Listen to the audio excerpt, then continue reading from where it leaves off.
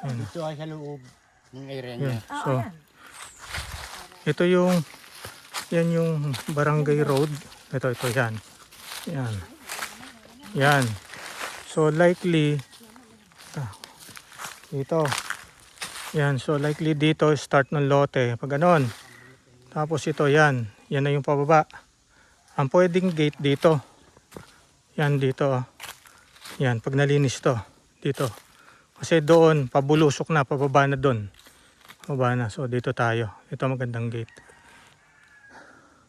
Dito yung entrada ng sasakyan. Yan, no. From this, yan. Yung lapad na yan. Ito, saka yan.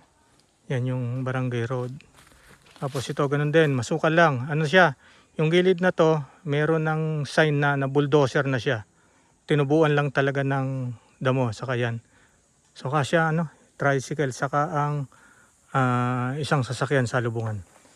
Pagka nalinis.